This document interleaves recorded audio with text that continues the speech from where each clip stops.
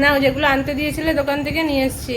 নিয়ে এসছিস সব? হ্যাঁ, যেগুলো লিখে দিয়েছিলাম ঠিকঠাক সব নিয়ে এসছিস তো? সব এনেছি, দেখো না। দেখি তো কি কি এনেছিস। দেখো, বার করো একটা একটা করে। মুড়ি মুড়ি লিখে দিয়েছিলাম, মুড়ি, সয়াবিনের প্যাকেট আর চানাচুর চানাচুর। এনেছি। আচ্ছা, তুই টক মিষ্টি নিয়ে এসছিস কেন? টক মিষ্টি তো তুই খাস না, তুই তো টক ঝালটা খাস। ঝালটা নেই। ঝালটা নেই, আচ্ছা ঠিক আছে। চানাচুর আর এই বিস্কুটটা নিয়ে এসছিস না?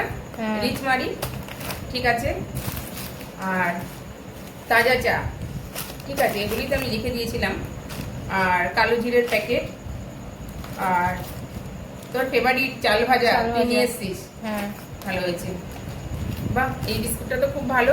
হ্যাঁ, এটা নিয়ে এসেছি। এটার মধ্যে তিল দেওয়া আছে।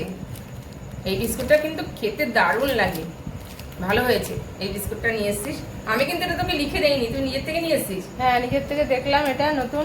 এটা নিয়ে এসেছি। ভালো হয়েছে। আর একটা ছোট সর্ষের তেল নিয়ে এসছিস, ভালো হয়েছে। হ্যাঁ। সেদ্ধ টেদ্ধ খেতে তো সর্ষের তেল লাগে, কারণ আমরা তো সাদা তেলে খাই। আর একটু সর্ষের তেল কাছাকাছি রাখি, একটু সেদ্ধ টেদ্ধ, আলু সেদ্ধ টেদ্ধ মাখার জন্য সর্ষের তেল ছাড়া তো আর হয় না। ভালোই হয়েছে তুই এগুলো নিয়ে এসছিস। আর আমার মেয়ের প্রিয় খাবার দেখো, চাল ভাজা।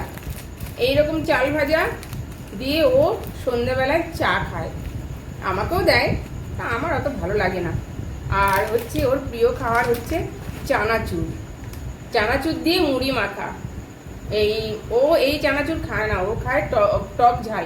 কিন্তু এটা আবার দেখে নিয়ে এসছে টক ঝাল মিষ্টি। ঝালটা পাইনি। ঝালটা পাসনি, ঠিক আছে। যা যা বলেছি সবই নিয়ে এসছিস, আবার এগুলো পুরা, তারপর তো আবার আনতেই হবে।